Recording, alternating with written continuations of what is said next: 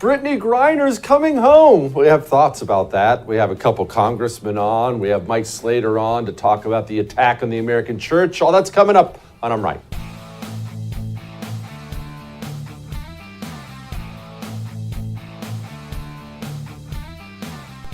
Well, the news of the day is Brittany Griner, WNBA star?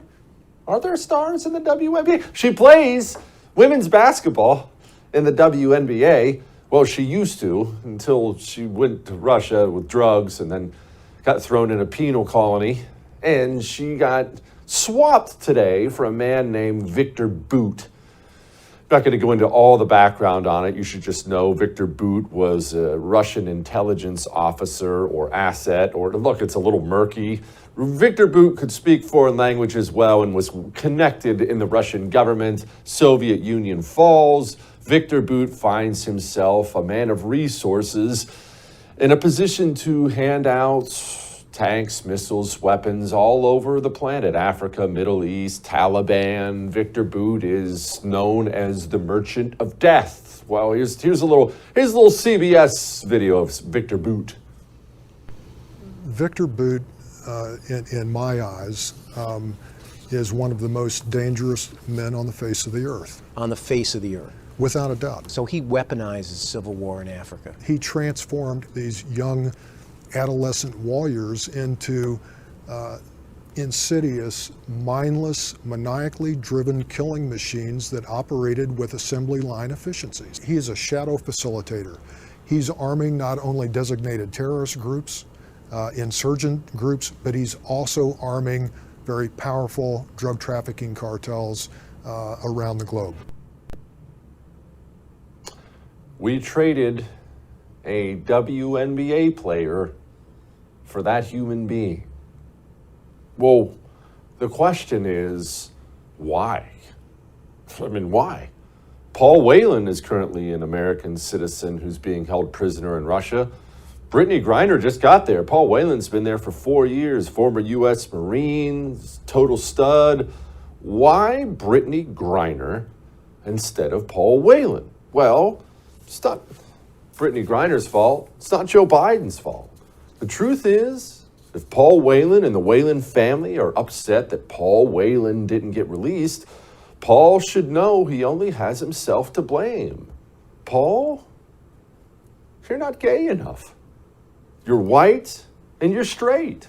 If you want to get sprung from a Russian prison, you better go grab yourself a boyfriend. That's just the bottom line. Oh, Jess, you're just being over the top. No, I'm not. We live now in the U.S. of gay.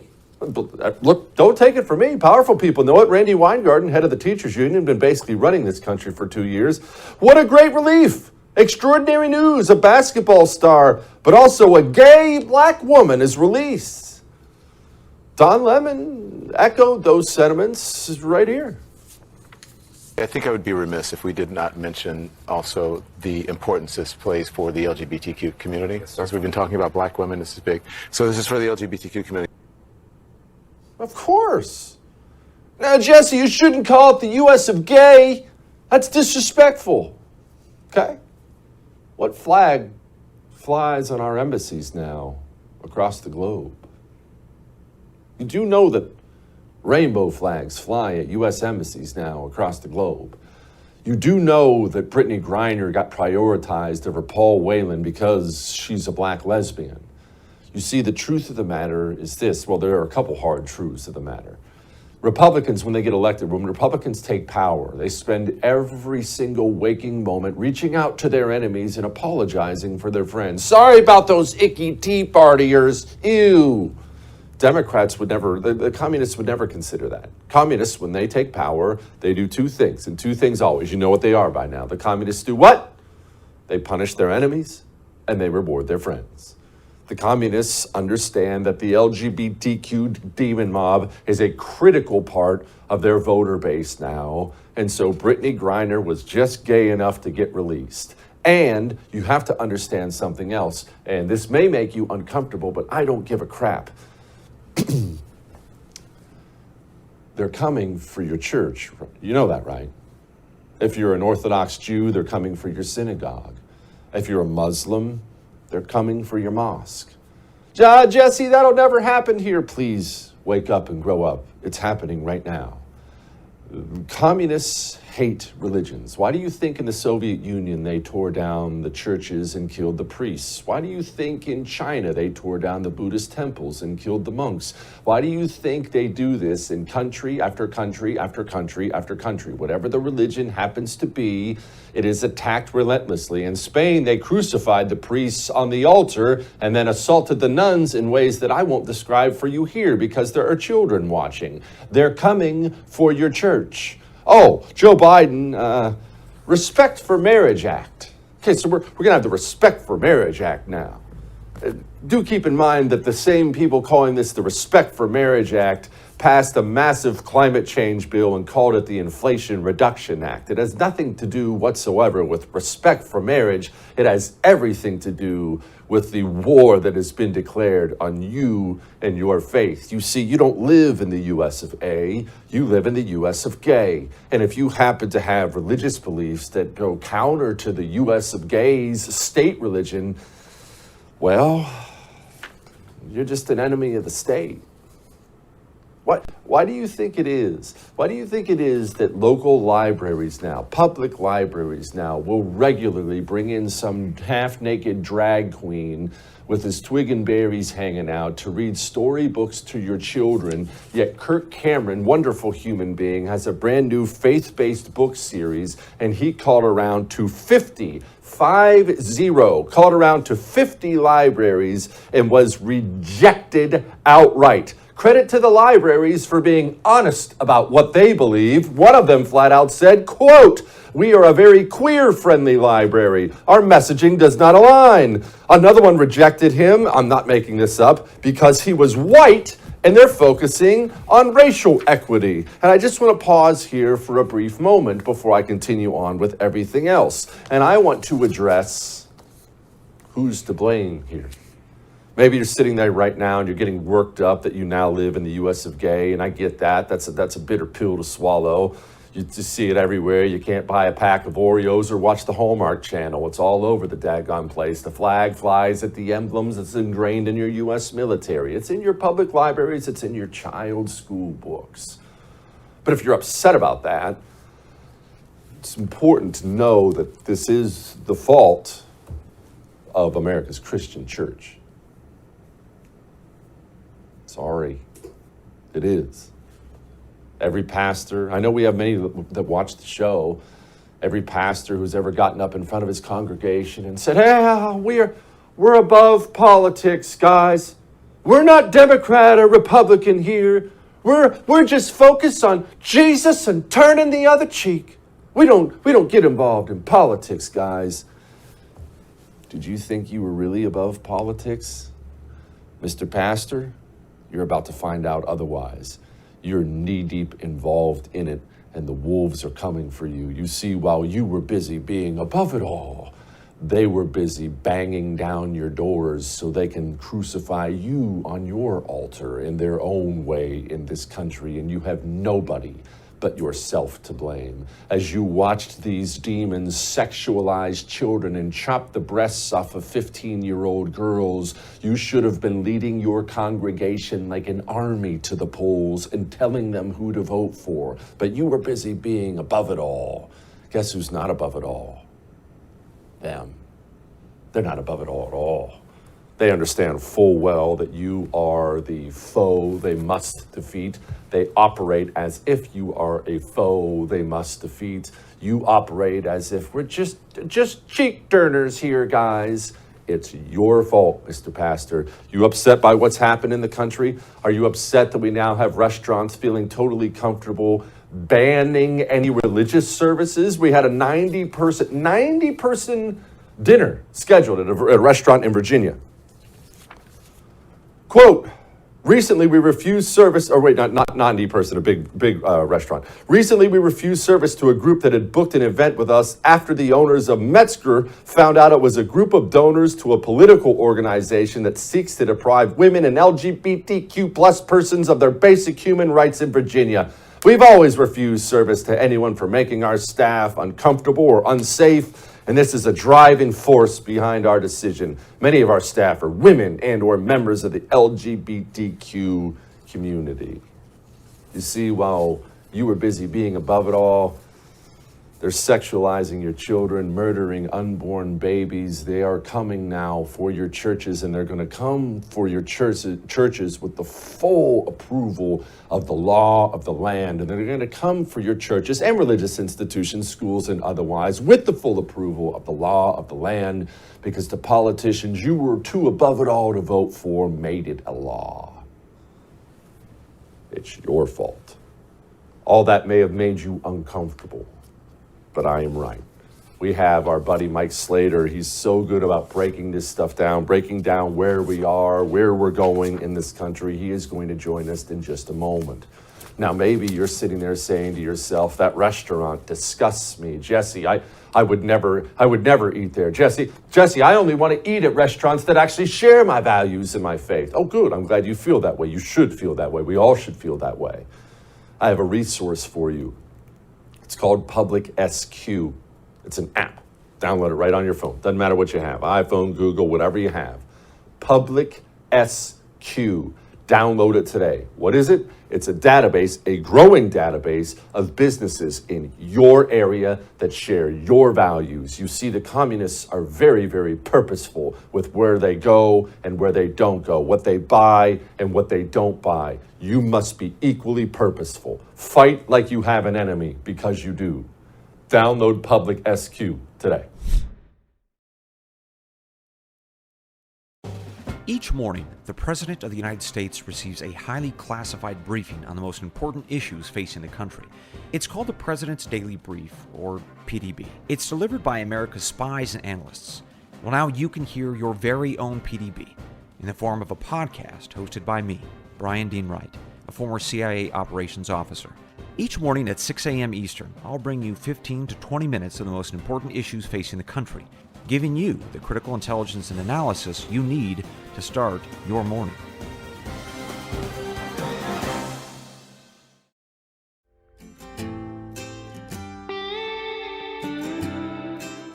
I like some perspective, don't you?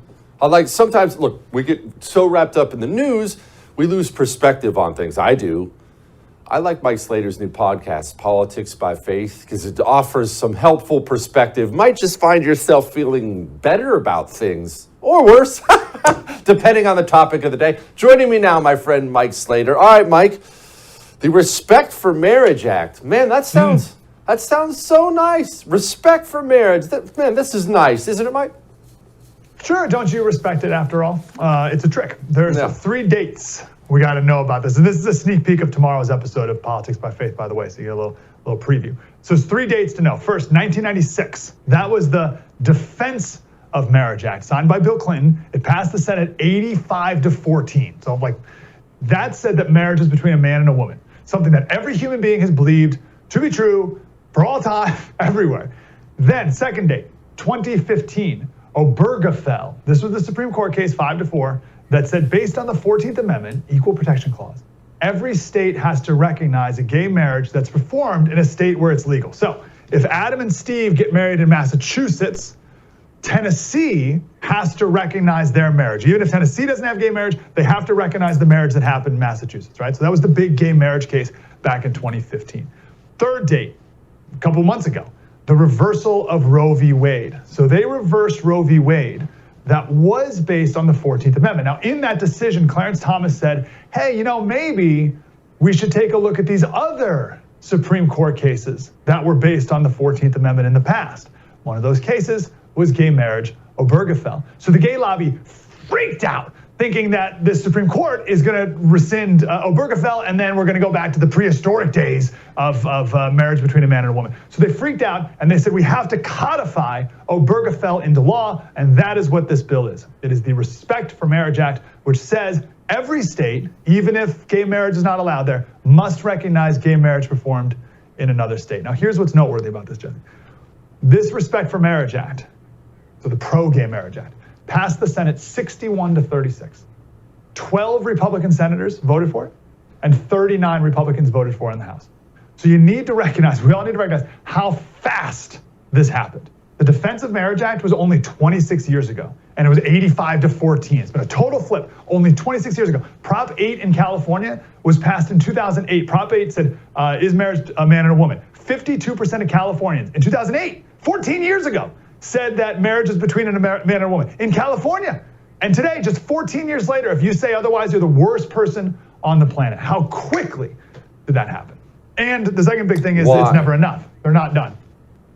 We're going to get to that in a second. Why did it happen so fast, Mike? I know that question's on everyone's mind as they hear you say, because it is shocking. It was on a dime it happened. Why? I think, Romans 13, I think God gave us over to ourselves. He eventually said, you want this? Here you go.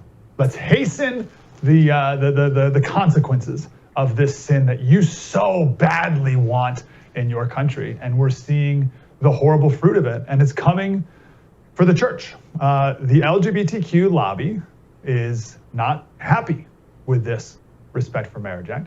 They say it's not enough because it exempts religious organizations from the bill. So in this bill, a church can still refuse to host or officiate a same-sex marriage. And the gay lobby thinks, oh, that's outrageous. I assure you, Jesse, with as much certainty as I am standing here right now, that a gay couple, just like a gay couple went to the Christian baker and demanded they bake a cake, just like the gay couple went to the Christian website designer and demanded that they make them a website, a gay couple will go to a Christian church, and a real Christian church, not like the Episcopals or the United Church of Christ or the Mormons. The Mormons are now in support of gay marriage. A gay couple will go to a real Bible-believing church and demand that the pastor there officiate their wedding. And if that pastor refuses, they will destroy that church and every other church until they cave. And the churches will cave one by one. Question is how many will? I don't know. Why is our church so pathetic and soft in this country, Mike? I find it embarrassing. Yeah. I used to, look, I ran out of my church when I had to hear about my white privilege from the pastor up there. But I see pastor after pastor after pastor in this country. Well, we're above it all. God. We're not to the left or right. We don't do politics here. Why is our church so weak? Yeah, it's an amazing question. I left my church as well. My theme for this year, and hopefully the rest of my life, is a very simple question. Who do you fear more, God or man?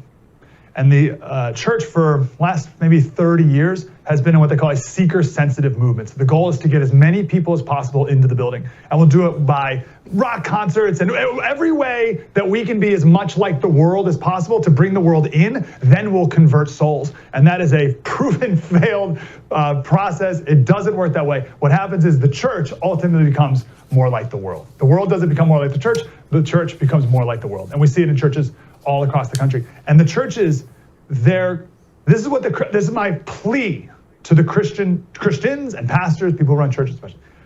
You need to know what you're up against. These Marxists believe that everything is a battle between the oppressors and the oppressed, right?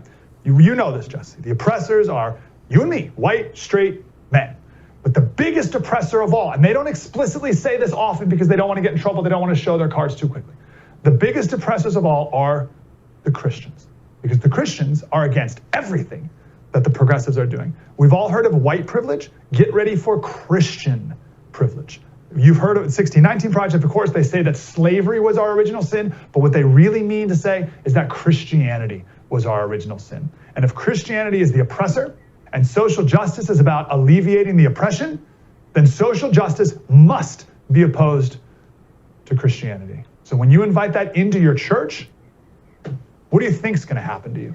And I implore everyone to leave that church and go find a real Bible-believing church. While they still exist, by the way, Jesse, I was thinking of you because they tested this in Houston. So the way they're going to get rid of the churches, the first way they're going to attack the churches, I should say, is, of course, from the inside. But they're going to get rid of their tax-exempt status. And Houston, your city, tried this, Jesse, in 2015. What was her name? Parker. She was the first gay mayor of Houston.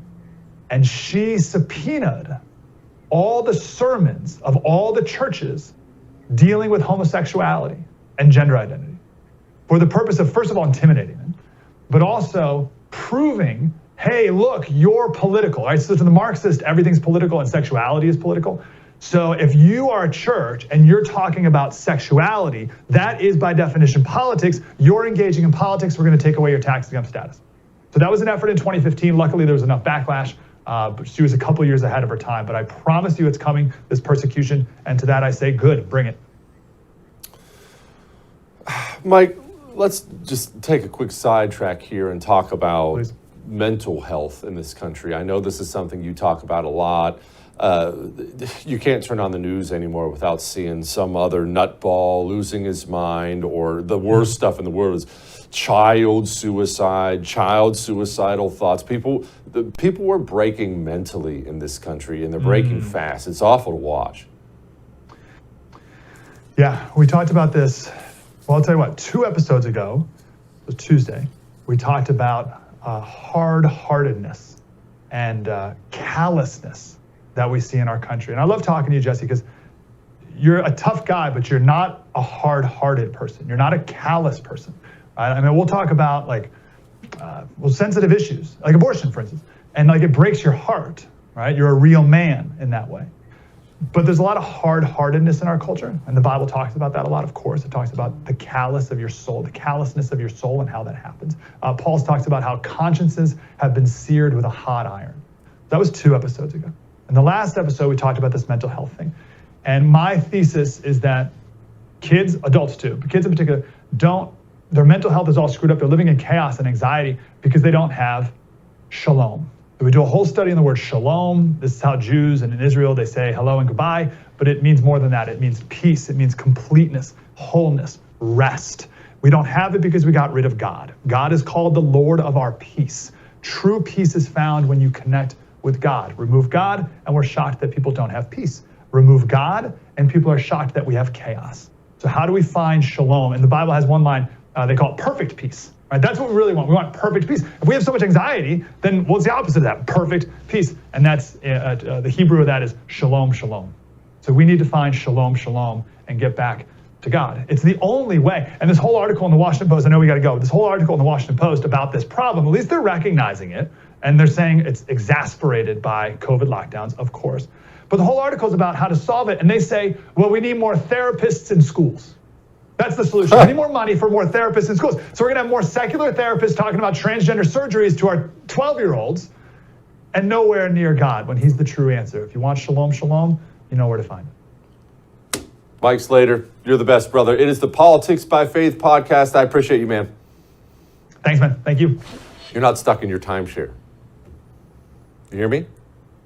I know you want out. I get it. I get calls all the time, emails. Jesse, what's that timeshare company you talk about? Jesse, I'm so sick of this. Jesse, I tried to get out. One lady had to pass it down to her daughter when she died. Her daughter had to pick up the payments.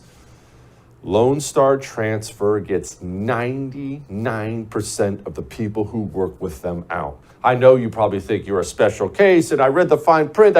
No, you can get out. You are one phone call away from freedom. Call Lone Star Transfer. They'll get you out. Family business, over 16,000 people legally and permanently out. They guarantee it in writing. Call 844-310-2646, 844-310-2646. We'll be back.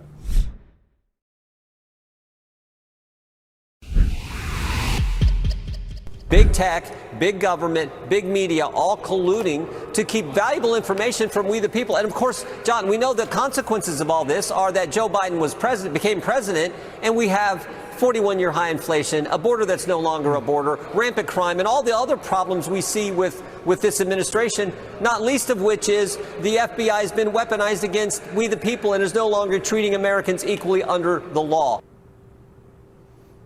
Kind of a big deal, no? Joining me now, Congressman Tom McClintock, Congressman from California. Also, more importantly for our discussion today, sits on the House Judiciary Committee. Congressman, I say it all the time. There's nothing. I realize there are big issues: inflation, gas prices. I know these things matter. The border. There's nothing more dangerous going on in this country than what's happening within the walls of the FBI. What can we do about it? Well, turn over the rock and see what's underneath, and that's what House Republicans begin doing on January the 3rd. I mean, there's now overwhelming evidence that the Justice Department, the agency that we give terrifying powers to, was using its power and authority to tamper with the 2016 and 2020 elections. They were up to their eyeballs in marketing the Russia collusion hoax, and now we learn they actively worked to suppress the New York Post story, which painted a devastating picture of long-time Biden family influence peddling, from which Joe Biden was not only involved but was benefiting from.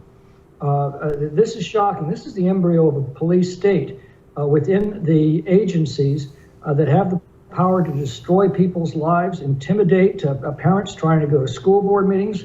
We've got to get to the bottom of it, or we will lose our freedom. There's no question of that.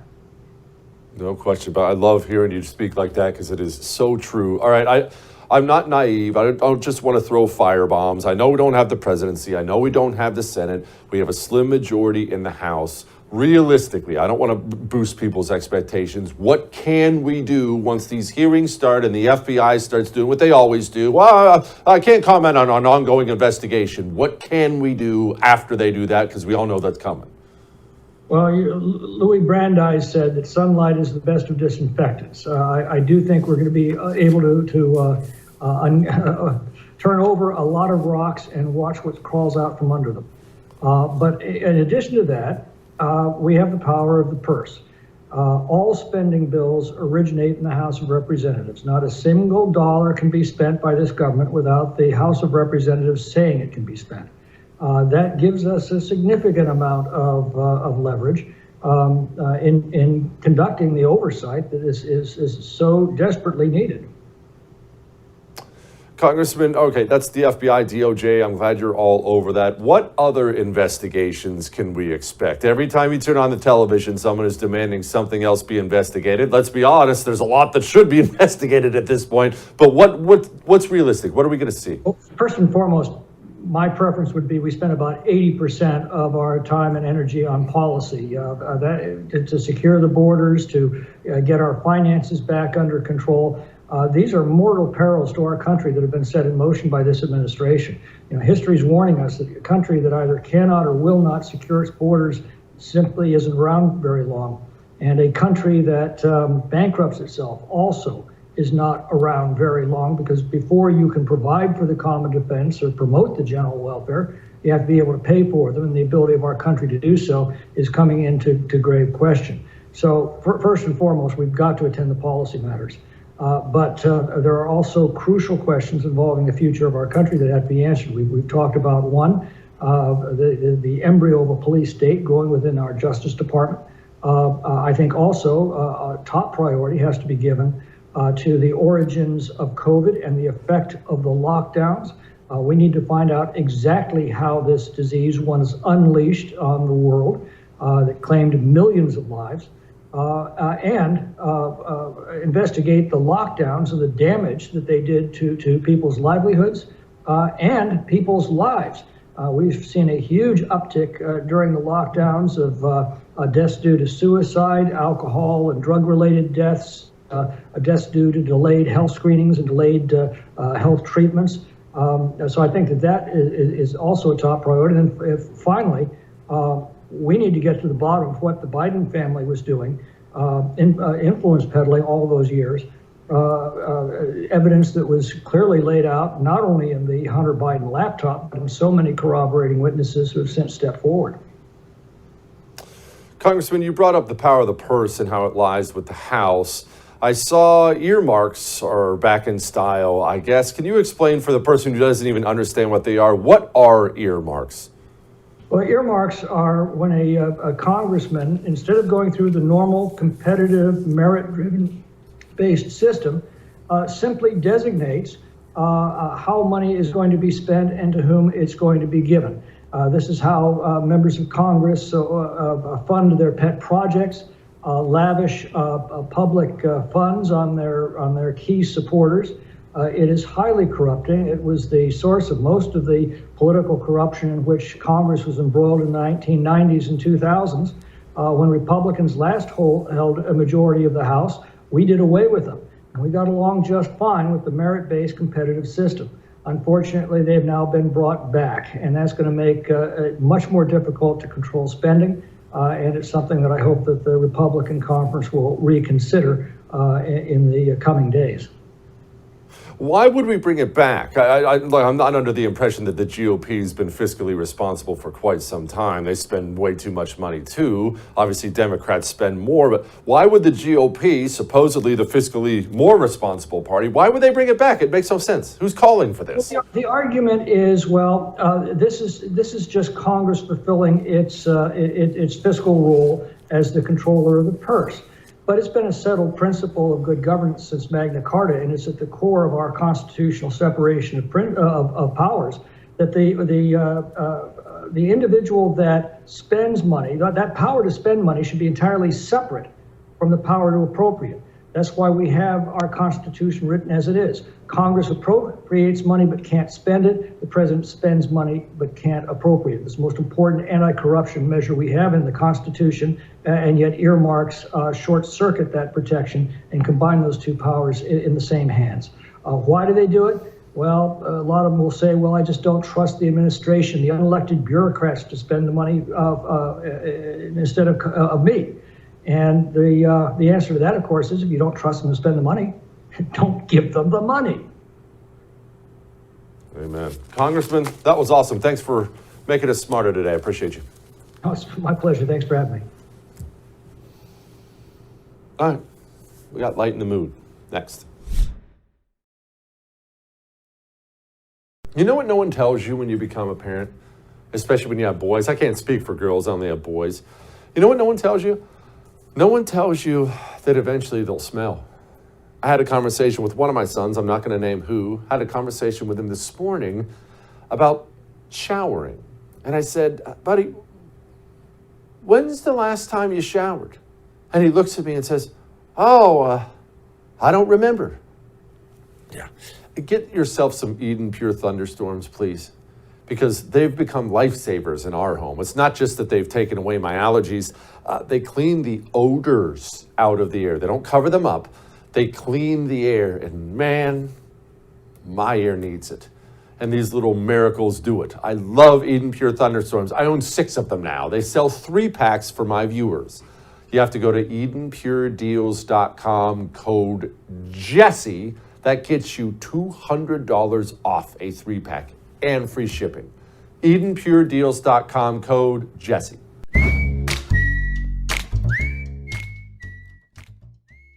All right, it is time to lighten the mood. And what lightens your mood more, or my mood more, than Joe Biden pooping his pants and stumbling all over himself and finally just flat out admitting, well, the truth? I don't know if any of you have any seats, but if you have a seat, please take them. I once said that when I first became president, and they said, Biden is so slow he doesn't realize there are no seats out here. Anyway. I'll see you tomorrow.